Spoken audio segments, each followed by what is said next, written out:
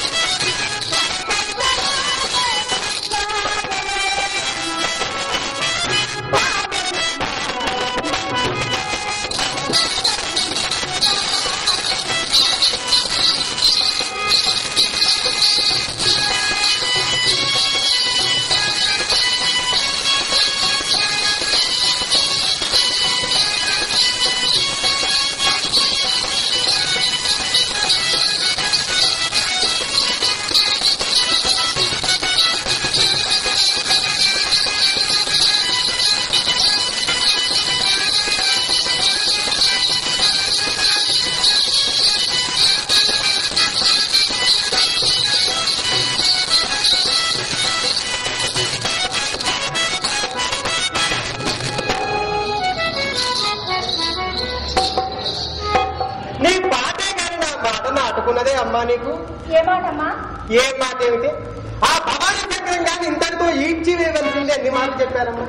పొట్లకాయకి పచ్చి పురుగు పట్టినట్టు వాడేవిటే మన కొంపలో. అమ్మా అమ్మా అంత సొమ్ము పెట్టిన వారిని ఇంతలోనే ఆవలకు కొట్టలేక చూస్తున్నానమ్మా.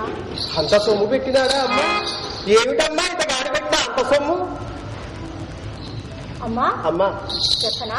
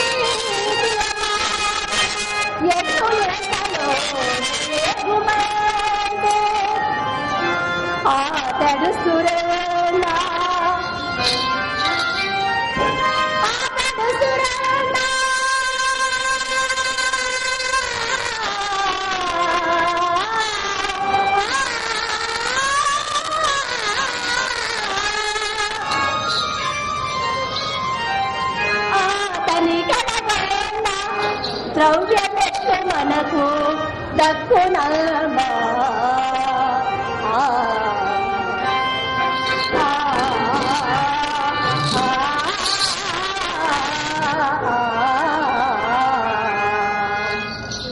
ఈ శ్రీరంగనికినే నువ్వు చెరుతున్నది అమ్మ. చక్రవర్తి వాళ్ళకుని చండాలు వరకు ధనమునకై ఆశించని వాడు ఒక్కడూ లేదు అమ్మ. చిత్రేమో చిన్నది, నేను పెద్దదాన్ని అయిపోయాను. నువ్వు ఒక్కదానివే ఈడొచ్చిన పిల్లం.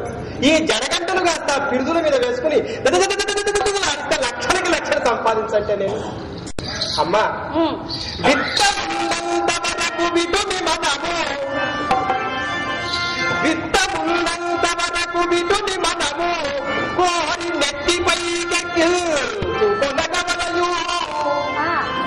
అమ్మా, వాడి జేబులో పైసలున్నాయని తెలియగానే దయచేయండి నాయన, లోపలికి కాలు పెట్టి రండి నాయన అని నెత్తి మీద కూర్చోబెట్టుకోవాలమ్మా.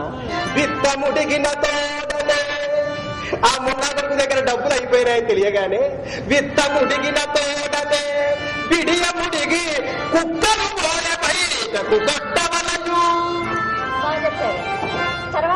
తర్వాత ఏమిటమ్మా, నా కాలంలో నేను అంతే చేశాననుకుంటున్నావమ్మా? అయ్యో, నీలాగా ఉంటే ఈ కొంప ఇలా ఉండేదటే అమ్మా. నేను మార్చి వయసులో ఉన్న రోజుల్లో ఈ జంట నగరాల్లో కాపురాలు ఎవరు చేశారే తల్లి? మరి వీళ్ళ ఆడాళ్ళ మంగళసూత్రాలన్నీ తీసుకొచ్చి మా ఇంట్లో మంచం కూడా కట్టి పడేశానమ్మా. నా సంగతి చెప్పంటావమ్మా? కడులోభి అయినను కరిగించి, లోభి అంటే ఎవరో తెలుసా అమ్మా? పిసిరి కొట్టి ఉండాకొడుకమ్మా. ఎంగిలి చేత్తో కాకిని కూడా విదల్తాడు, మెతుకులు కింద పడతాయని భయం ఉండాకొడు. కడులోభి అయినను కరిగించి కొసరి క్షణములో 100,000 గుంజినాను. కోటీశ్వరుడైన గుమ్మములోన కాలిన ఫకీరును చేసి విడిచినాను.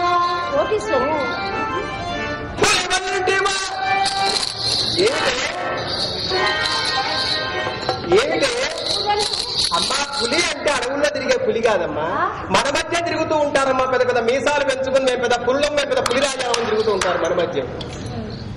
ఇటువంటి పులి వంటి వాడైన గుమ్మములోన కాలిన పిల్లిని చేసి వాకిట కట్టినాడు. పరమ నైష్ఠికుడైన, నైష్ఠికుడు అంటే ఎవరో తెలుసా అమ్మా? చెప్పమ్మా.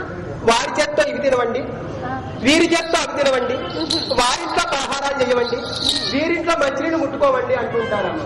పొద్దుగూకగానే మిరపకాయల బజ్జీ బయట దగ్గర బజ్జీలు తింటూ ఉంటారు. పరమ నైష్ఠికుడైన పడతీసి నోట పెట్టి ఎంగిలి తినిపించినాడు. అమ్మా, నీ ఎంగిలి వాడు తిన్నారా? ఆ రోజుల్లో నా ఎంగిలికి ఎంత గిరాకీ ఉండేదమ్మా. ఒక పట్టాలు దొరికేదిగా నా ఎంగిలి. అయ్యో ఉదయం తలుపులు తెలియగానే మొదటి వాడు మన ఇంటి గుమ్మం మీద ఉంటే చివరివాడు ఆ వీధి చివరి ఉండేవాడమ్మా. ఒకటి వెనక లాగులు పట్టుకుని నిలబడేవాళ్ళమ్మా. పెట్టి ఎంగిలి తిని పిలిచినాడు.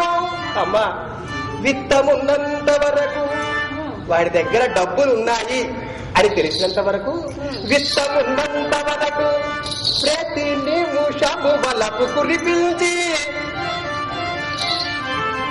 విత్తముడిగిన తోటనే బిడియముడిగి వాడి దగ్గర డబ్బులు అయిపోయాయని తెలియగానే ఏమాత్రం సిగ్గు సెలవు లేకుండా, దయాదాక్షిణ్యాలు లేకుండా, విత్తముడిగిన తోటనే బిడియముడిగి కుక్కను పోయ బయటకు కొట్టినాడు. మరి అమ్మా అమ్మా అంత గడించాను ఇంత గడించానని చెప్తున్నావు కదా, మరి నేను పెద్దదాన్ని ఒకసరికి మన ఇంట పూల్చిక పూలేను లేదు కదా, ఆ గడించినదంతా ఏం చేస్తుంటే ఏంటమ్మా బాధపడుతున్నా? ఏం చెప్పంటావు? ఏమైంది? అదేనమ్మా నా వల్ల జరిగిన పొరపాటు. నేను మార్చి వయసులో ఉన్నాగా అమ్మా, ఆ పన్నెల చాకల బాబు అని ఒక పిసిని కొట్టు పీనుకు దాపురించినాడు. వాని వద్ద నుండి పైకమ్మ లాగు నిమిత్తము వారికి మందు అలవాటు చేయాలి, మందు అలవాటు చేయవలసి వచ్చింది. అవునమ్మా. అయ్యో మన ఇంటికి వచ్చేవాడికి ఎవరికి ఏ అలవాటు ఉండదు, మనమే అలవాటు చేస్తూ ఉండాలి ఒక్కొక్కరికి. అయినా మందు పెట్టకపోతే మన మాట ఎవడింటాడే? అమ్మా ఆ తాగేవాడు ఒక్కడు తాగితే పర్వాలా, శ్రీహరి నువ్వేసుకుంటేనే నేనేసుకుంటాను, నువ్వేసుకుంటేనే నేనేసుకుంటాను. ఆయనకి చిన్న చెంబు అయితే అమ్మా, నాకంత పెద్ద చెంబు. వాడికి ఒక్క గ్లాస్ అయితే నాకు 2 గ్లాసులు అమ్మా. వాడికి పీప అయితే నాకు గంగాళమే తల్లి. ఆ విధముగా సంపాదించే సారాతిథులకే సమర్పించారమ్మా, సారాతిథులకే సమర్పించారమ్మా. వాడు నన్ను వదిలినాడు గాని వాడి పరుగు తెచ్చుకున్న మందు అలవాటు మాత్రం నన్ను వదలలేదమ్మా. అందుకేనమ్మా వ్యసనం మనిషికి అలవాటు కాకూడదు. అయ్యిందా వీడి అంతు చూసేదాకా వదలవచ్చు. వయసులో ఎంత గడించను, వార్ధక్యము వచ్చేసరికి కూడుకుంటలు ఉండరాదని మన కులములకు శాపం ఉన్నదని ఎవరమ్మా నీతో చెప్పింది? ఇవన్నీ పిచ్చి మాటలమ్మా. పూర్వపు విటులు వయసు మళ్ళిన వేసే కాంతాలను వాడిపోయిన పువ్వులే కూర్చొనివారు. మరి ఇప్పటి వారు చిరికిన ఆవకాయ పేరువలే చివరంత వరకు గుంజి గుంజి గుంజి గుంజి ఆ కూడలు సర్దుకుంటున్నారు. ప్రభుత్వం మారిన పల్ల పథకాలు మారినట్టు ఇప్పుడు ఆ శాపం అమల్లో లేదమ్మా. అది సరే గాని అమ్మా, వీడు ఏమైనాడే?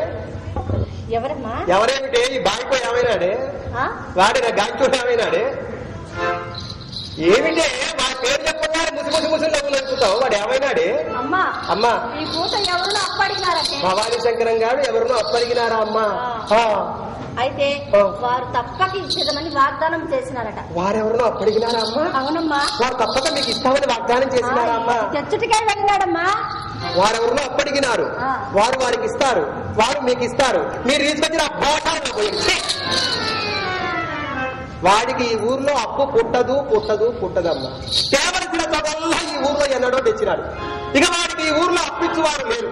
పాప లక్ష్మీకాంతరావు గారిని వారిని వీరిని అడిగి అమ్మా ఆ సైకిల్ కొట్టు పెట్టుకున్నాడు. పెట్టుకున్నాకుండా సైకిల్ కొట్టు దగ్గర ఉండదు సార్, నాటకాలకు అటు ఇటు చేయడం మొదలు పెట్టాడు. ఆ సైకిల్ అన్ని అప్పుల వాడు తీసుకెళ్లారు. ఇక వాడి దగ్గర ఏమీ లేదమ్మా, గాలి కొట్టే గొట్ట ఒకటి మిగిలిందమ్మా. అయితే ఏంటంటే తీసుకుని నీకసేపు నాకసేపు గాలి కొట్టడానికి వాడు ఏం చేస్తాడే? ఆయన ఒక్కరితో ఇన్నాడు సరసం ఏమిటి? అమ్మాయి శనగలు తిని చేతులు కడుక్కున్నట్టు క్షణానికి ఒకరిని పంపించాలి కానీ ఒక్కడితో ఇన్నాడు సరసం అంటే. నీ వల్ల చేత కాకపోతే నాకు చెప్పు, ముండా కొడుకున్న క్షణాల్లో శంకరగిరి మాన్యాలు పట్టిస్తా, నా మహిళ ఏంటో చూపిస్తావు. ఈ సంగతి నాకు బాగా తెలియదు కానీ నేడో రేపే నేనే చెప్పి వేసేది నీ ఊరుకున్నా. ఏమి ఊరకు శంకర్ చెప్పడం మర్చిపోయాను. పెద్ద కొడుకు లేడమ్మా సుబ్బిశెట్టి అటు ఇటు తిరుగుతున్నాడే. దేనికేమిటే? మన పంపు చుట్టూ తిరిగేవాడు దేనికి తిరుగుతాడే? రోగం ఉన్నవాడే తిరుగుతాడు, రోగంతో పోతాడు. అది మామూలు రోగం కాదమ్మా, వలపు రోగం. వలపు రోగము పుట్టని వాడు అమ్మా, వలపు రోగము పుట్టని వాడు సానివాడకే రాడు. వచ్చేపో వారి వంక కన్నెత్తి చూడడు, వారి కర్మగాలక మన వంక చూచెపో. వాడు మన ఇంట బండు ఎగుసుమ్మి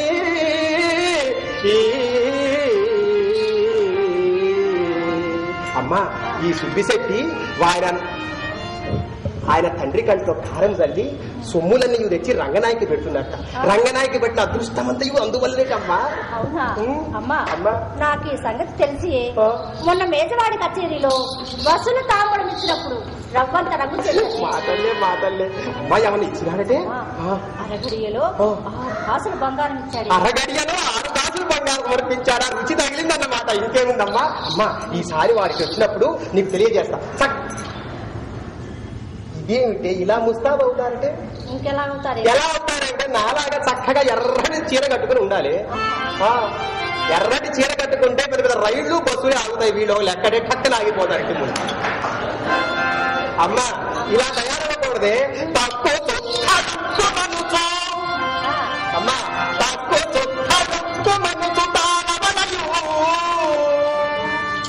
నవ్వుచు నవ్వమ్మా. అమ్మ వాడు వచ్చినప్పుడు నేను నవ్వుతాలే. వాడు వచ్చినప్పుడు నవ్వటం అంటే రావడం కోసమే నవ్వాలి. వచ్చినప్పుడు వాడే వస్తాడు నవ్వుకి పడిపోయి. ఏదే ఒక నవ్వు నవ్వవే. అట నవ్వుతారంటే ఆ నవ్వు నవ్వితే అటువాడు అటే పోతాడే. ఒక నవ్వు నవ్వామంటే అమ్మ వీధి వాకిట్లో ఉన్నవాడు పడగదిలో పడాలి. అట నవ్వాలి. నవ్వటం అంటే చెప్పమ్మా నేర్పిస్తున్నావుగా.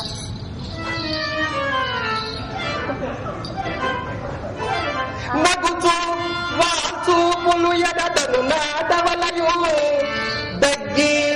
ఏదమ్మా దగ్గమ్మా? అబ్బాయి ఏమిటే? అబ్బా అంటే సొమ్ములు రాంటే దగ్గవే. తగ్గాలా?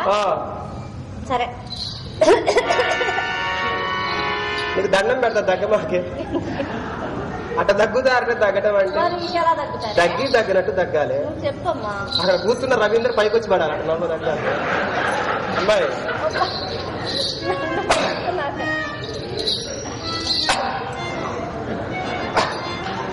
తగ్గి సకిలించి వెనకకు తగ్గవలయు విటులను ఆకర్షించు విధములివి.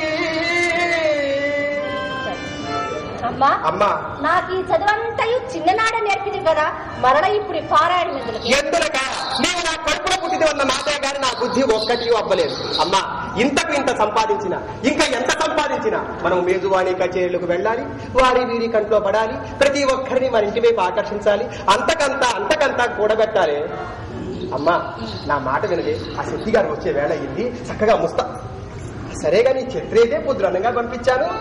అమ్మా చిత్ర ఇంట్లోకి ఎప్పుడు వచ్చావే? అమ్మా నన్ను బయట పంపించొద్దు. నేను ఎన్నిసార్లు చెప్పాలమ్మా? ఏమైందమ్మా? ఏమైందంటే మా అమ్మ ఈ ఊళ్ళో ఉన్న కుర్రాళ్ళందరూ చిత్ర మీ అమ్మ ఏం చేస్తుంది అని అడుగుతున్నారమ్మా. అయ్యో అదేమిటే? ఏమోనమ్మా. చక్కటి చుక్కవి నువ్వున్నావు, అక్క ఉంది, ఇద్దరిని వదిలిపెట్టి నన్ను అడుగుతున్నారంటే అది సరేగానమ్మా. ఎవరన్నా కనపడ్డారంటే ఎవరో పెద్ద శెట్టి గారంట. పెద్ద శెట్టి గారు అబ్బాయి సుబ్బిశెట్టి గారు వచ్చారా అమ్మా? ఇంకా రాలేదులే, బయటే ఉండి అదోలా చూసారమ్మా. సరే నీ నోట్లో నుంచి మాట ఊడిపడేసరికి ఊరు మాట మడిగిపోను కానీ నువ్వు లోపలికి వెళ్ళి అన్ని సిద్ధం చేయి. అమ్మాయి చెప్తామని అమ్మా పట్టవలసిన చేప పైకి తేలింది. పెద్ద శెట్టి కొడుకు సుబ్బిశెట్టి అటు ఇటు తిరుగుతున్నట్టే. అమ్మా ఆ పెద్ద శెట్టి కొడుకే కదా సుబ్బిశెట్టి. అవునమ్మా. తండ్రి కొడుకులు మన ఇంటిగా కొంచెం వాయు వరుసలన్నా పాటించవే. వాళ్లకు లేని వాయు వరుసలు మనకెందుకమ్మా? తండ్రి దారిన తండ్రి వస్తాడు, కొడుకు దారిన కొడుకు పోతాడు. అయ్యో తల్లి ఈ నియమాలు పెట్టుకుంటే కొంప బాగుపడేదే. మంచం పైన ఒకడిని మంచం కింద ఒకడిని పెట్టి సంపాదించానే డబ్బులు. ఏమిటి అమ్మా? సంకల మగపిల్లాన్ని ఎత్తుకుని ఆడపిల్లని అబద్ధాలు చెప్పి డబ్బులు సంపాదించాను. నీలాగా మడిగట్టు కూర్చుంటే అవుతుందటే. అమ్మా సరేగానమ్మా శెట్టి గారు వస్తున్నాడు. అమ్మా అమ్మా నేను ఈ గుర్తు చేయలేనమ్మా. ఎందుకమ్మా? అమ్మా నేను నా మనసు ఆ శ్రీకృష్ణ భగవానికి లయం చేసుకో అమ్మా. నేను మాత్రం కాదన్నానంటే మనసు కృష్ణ పరమాత్మకే లయం చేయి. మనసు ఆయనకు అప్పచెప్పు, ఒళ్ళు నాకు అప్పచెప్పు. అసలు ఆయన చూసుకుంటాను, మిగిలింది నేను చూసుకుంటాను.